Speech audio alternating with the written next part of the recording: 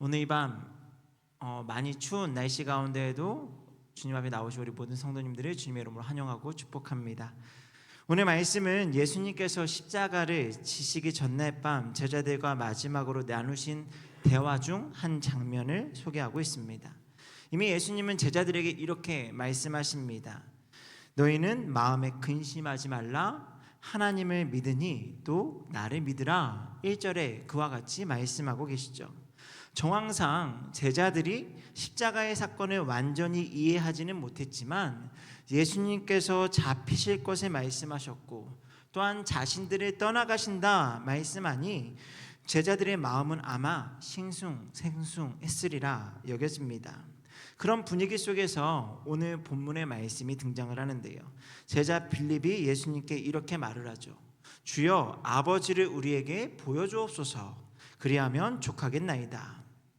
이 요청은 아마도 빌립이 오랫동안 가지고 있던 고민의 내용이었을 수 있습니다. 그러니 이런 내용이겠죠. 예수님, 이제 더는 설명만 하지 마시고 우리가 믿는 하나님을 직접 보여주시면 좋겠습니다. 그러면 예수님께서 어떤 말씀을 하시든 저희는 더 이상 흔들리지 않을 것 같습니다. 3년 동안 예수님과 함께 지내며 수많은 이적과 말씀을 경험했죠. 하지만 빌립의 마음은, 그의 믿음은 여전히 확신의 단계에 이르지 못했다라는 것을 우리에게 보여주고 있는 장면입니다. 사실 빌립의 질문은요, 믿음이 없어서가 아니라 사실 그 근본에 불안해서 나온 말이었죠. 제자들은 예수님을 잃을지도 모른다는 그런 불안감에 사로잡혀 있었습니다. 불안할수록 눈에 보이는 증거를 붙잡으려 하는 인간적인 모습이 지금 제자 빌립에게도 나타나고 있다라는 겁니다. 우리도 인생이 흔들릴 때 때로는 조금 더 확실한 표시를 요구할 때가 있지 않습니까? 경제적인 어려움, 관계의 상처, 건강의 문제 등 그런 수많은 문제들 앞에서 우리도 또한 빌립처럼 말할 수 있다라는 거죠. 우리에게 정말 주님이 계시다라고 한다면 한 번만 보여주셨으면 좋겠습니다.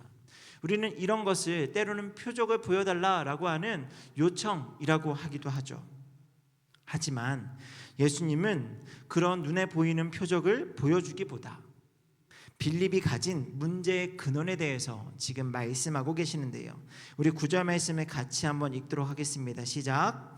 예수께서 이르시되 빌립아 내가 이렇게 오래 너희와 함께 있으되 내가 나를 알지 못하느냐. 나를 본 자는 아버지를 보았거늘 어찌하여 아버지를 보이라 하느냐. 이 말씀에는 사실 책망보다는 안타까움이 더 크게 느껴집니다. 빌립아, 너는 이미 하나님을 보고 있어. 네가 지금 나를 보고 있고 나의 삶을 보았고 나의 마음을 보았다면 그것이 곧 아버지를 본 것이야. 지금 이렇게 말씀하고 계신다라는 거죠. 여러분, 예수님과 제자들의 관계는요, 단순한 스승과 제자의 관계가 아니었습니다. 하루 이틀 만난 사이가 아니죠. 3년 동안 함께 먹고 자고 길을 걸으며 수많은 이야기를 나누었습니다. 제자들은 예수님의 말씀뿐 아니라 예수님의 선택과 태도, 눈빛과 침묵까지 또 아까 기도하고 하나님 앞에 열심히 갖는 그 모든 모습들, 그 모든 것들을 다 가까이서 보았다라는 거죠. 사실 예수님께서 제자들에게 보여주셨던 그 모습은요, 종합하자면 사람으로서는 결코 흉내낼 수 없는 모습이었습니다. 그러니 그들도 때로는 희미하긴 하지만 예수님을 하나님으로 인정하기도 하고 하나님의 아들이라 고백하기도 했다라는 거죠. 하나님의 아들로서, 하나님 자신으로서 이미 모든 것을 보여주셨고 제자들도 그러한 모습 가운데 때로는 찬양하기도 하고 놀라워하기도 했다라는 겁니다. 그런데도 여전히 보여달라 이야기하는 빌립의 모습 속에는 사실 인간의 연약함이 그대로 드러나고 있는 거죠. 믿음이 없는 것은 아니지만 아직 전적으로 신뢰하지 못한다라는 겁니다.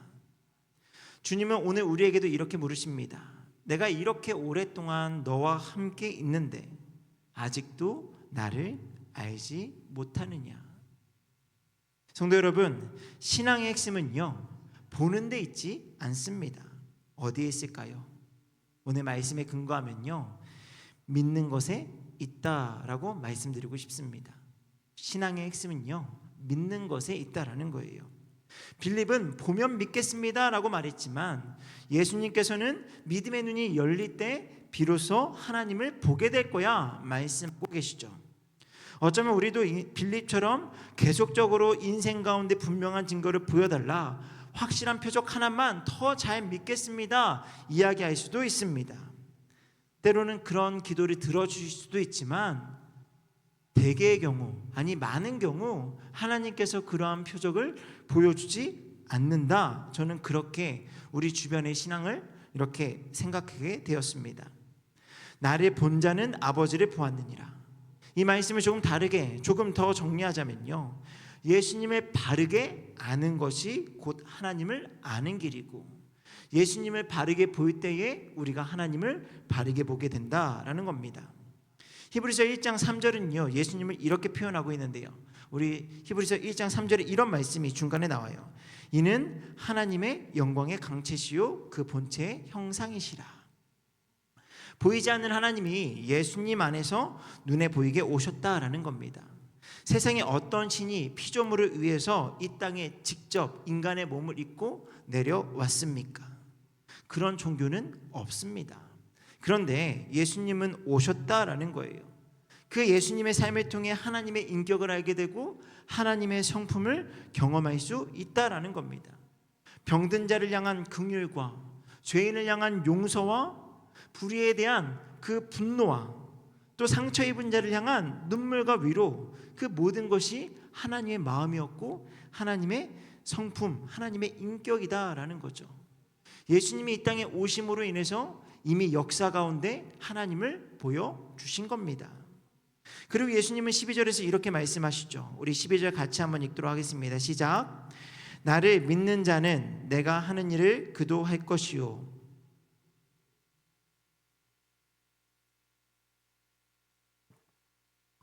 예수님보다 더 큰 일을 할 수 있다라고 말씀을 하시죠.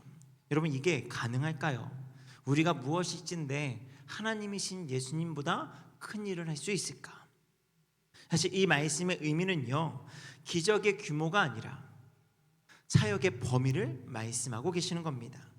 성령을 통해서 예수님의 사역이 시간과 공간 또 모든 것을 넘어서 확장될 수 있다라는 겁니다. 누구를 통해서요? 예수님의 제자들과 또 이 시대를 살아가는 우리를 통해서 말이죠. 예수님께서 아버지께로 가신 이후에 제자들이 더 큰 일을 할 수 있었던 이유는요, 성령께서 함께 하셨기 때문입니다. 성령님께서는 예수님을 대신하는 분이 아니고요, 예수님을 우리 안에 실제로 살아계시게 하는 분이다라는 겁니다. 그리고 성령께서 우리 안에 역사하실 때 우리 또한 조금씩 변화하게 되죠. 이전에는 참지 못하던 것을 참게 되고 이해하지 못하던 사람을 품게 됩니다. 이전에 알지 못했던 말씀이 깨달아지기 시작하고요, 그 말씀 앞에 순종하는 삶으로 변화되기 시작한다라는 겁니다. 여러분, 그러한 변화가 하나님을 보여주는 증거 아닐까요? 그러므로 하나님을 보여주는 인생이란 성령께 내 삶의 주도권을 내어드린 인생이라고 말할 수 있습니다. 그분의 삶을 통해 그들의 삶을 통해 세상이 하나님을 보게 된다라는 거죠. 세상은요, 하나님을 직접 볼 수 없습니다. 사실 우리도 하나님을 직접 볼 수 없습니다. 하지만 우리는 성경 말씀을 통해서 하나님을 경험하고요, 때로는 우리보다 때로는 더 열심히 하나님을 바르게 아는 사람들을 통해서 하나님을 볼 때가 있다라는 거죠. 제가 신대원에 다닐 때 조직신학을 가르치셨던 최영석 교수님이라는 분이 계십니다. 이분이 별명이 하나가 있었는데요, 작은 예수라는 별명을 가지고 계셨어요. 이게 조금 신성모독처럼 들릴 수 있지만 성자라는 이름도 있었고 별명도 있었고요. 이분에 대한 예화가 되게 많고요. 교수님들 사이에서, 학생들 사이에서 이분과 함께 했던 이야기들이 정말 미담처럼 계속 들려지는 일들이 정말 많았습니다. 저도 그런 일들이 몇 개 경험했고요. 어떤 한 교수님이 한번 이 교수님에 대한 이야기를 이젠 풀기 시작을 하시는데요. 정말 끊임없는 거예요. 그 중에 한 번은 너무 막 교탁을 탁 치시면서 한 번은 정말 화가 난 적이 있다라고. 왜 화가 나셨을까? 이분 때문에 화가 나실 수 있을까라고 하는데, 왜 화가 났냐면 이 총신 신대원이 용인 양재에 있거든요. 양재에서 서울 사당까지 이제 같이 차를 타고 가게 됐대요. 그런데 이 교수님이 운전대를 잡으시고 자기는 보조 운전대 타셨다라는, 조수석에 타셨다라는 겁니다.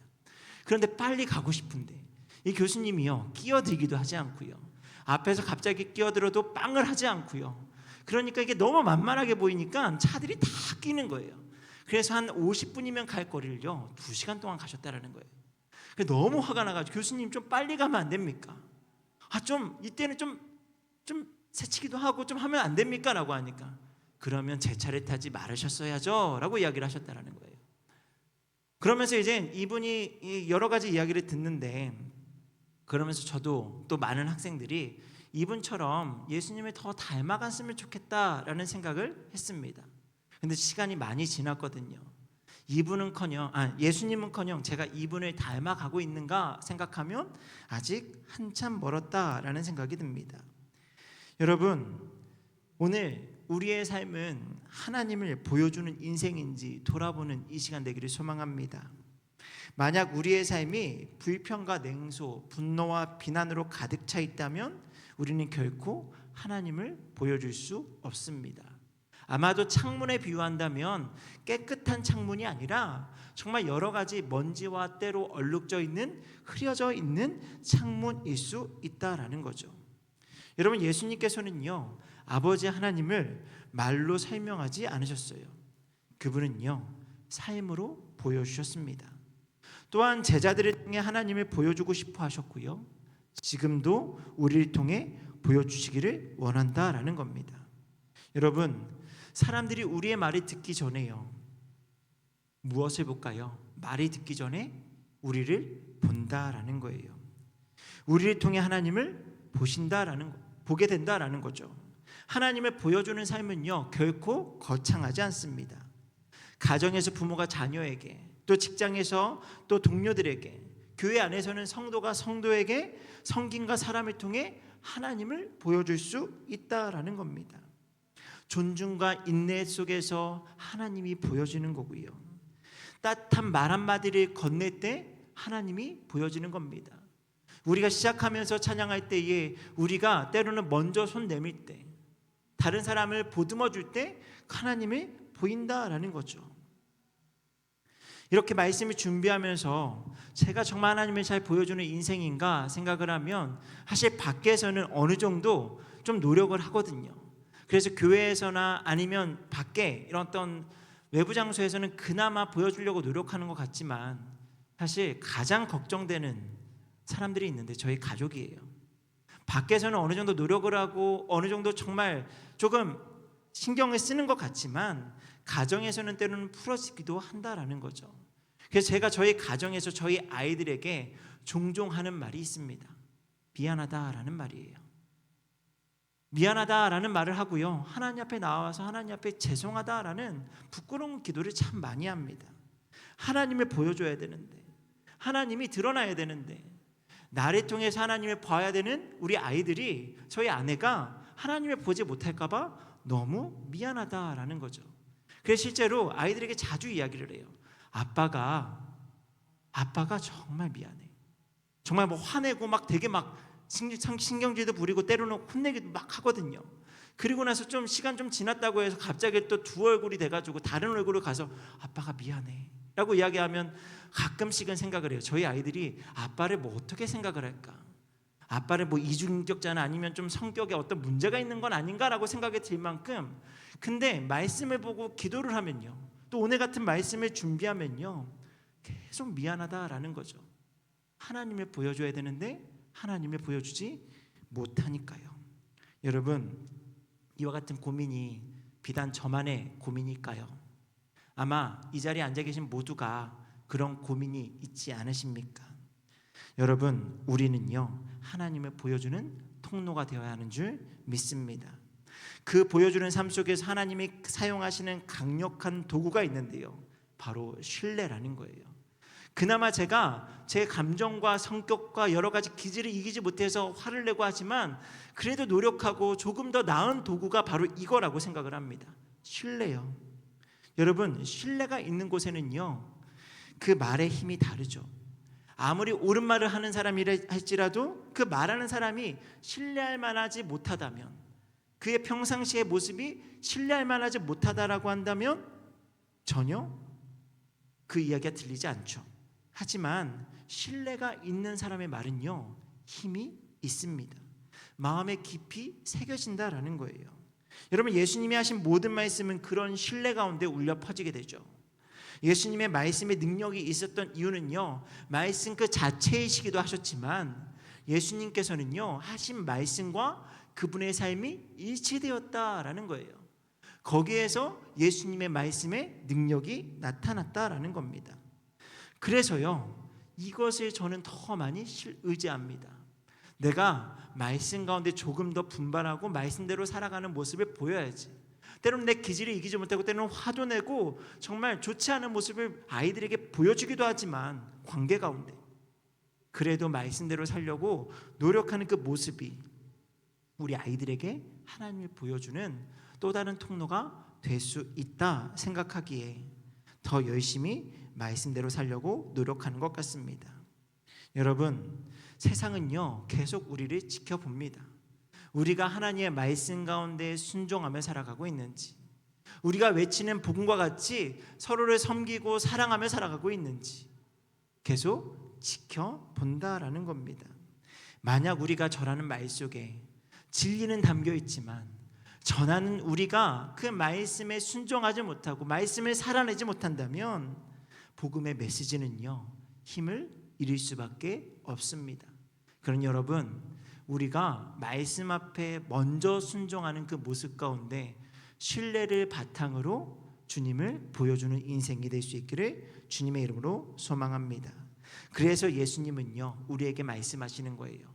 더 큰 일을 하리라 말씀하시는 거죠. 우리를 통해 누군가가 하나님을 보게 될 것이다. 예수님은 작고 작은 마을 갈릴리 그 주변에서 사역을 하시고 만난 사람들이 적지만 예수님을 따랐던 수많은 제자들, 또 그 이후에 시간이 지나 예수님을 따르는 수많은 믿음의 제자들이 그와 같이 살아간다면 정말로 수많은 사람들이 하나님을 보게 될 것이고 그 가운데 구원의 기쁨을 누릴 수 있게 될 거야 라고 말씀하신다라는 거죠. 여러분, 이와 같은 놀라운 은혜가 우리의 삶을 통해 나타나게 될 줄 믿습니다. 말씀 맺고자 합니다. 신앙생활을 오래 해도 주님이 멀게 느껴질 때가 있죠. 그럴 때 오늘 말씀을 기억하시기를 소망합니다. 예수님이 멀리 계신 것이 아니라 예수님은 항상 우리와 함께 하셨고 또 때로는 우리가 하나님이 보이지 않는 것 같지만 예수님이 하신 일들을 통해서 우리는 이미 하나님을 보고 있다라는 겁니다. 하나님이 사라진 것이 아니고요, 우리의 시선이 흐려진 것일 수 있고요, 때로는 우리가 하나님 앞에 참된 믿음 가운데 순종하지 못했기 때문일 수 있습니다. 주님을 바르게 봄으로 하나님을 알았다면 주님의 말씀 앞에 먼저 순종하고 그렇게 주님과 더 깊이 교제하는 우리가 되기를 소망하고요, 그렇게 우리가 주님을 바라봄으로 우리에게 새로운 사명이 시작될 줄 믿습니다. 주님을 닮아서 세상 속에서 하나님을 보여주는 인생으로 살아가는 것, 그것이 우리에게 바라시는 모습 아닐까요? 완벽해서가 아니라, 우리가 정말 주님과 같이 완벽해서가 아니라 주님을 닮아가고자 하는 그 열심이, 변화되어져가는 그 모습이 세상 가운데 하나님을 보여주는 통로가 될 줄 믿습니다. 그러니 오늘 이 시간 기도하면서 결단했으면 좋겠습니다. 하나님, 사람들이 나를 통해서, 저를 통해서 주님을 보게 하시고 하나님을 보게 하시고 내 삶이 하나님을 가리지 않게 해주시옵소서. 우리가 그렇게 기도하며 우리의 삶을 주님 앞에 드린다면 아마 수많은 인생들이 주님을, 하나님을 바르게 보고 구원의 기쁨을 누리게 될 것입니다. 이 자리에 있는 우리 모두가 하나님을 보여주는 인생으로 귀한 사명을 감당하실 수 있기를 주님의 이름으로 축복합니다. 우리 같이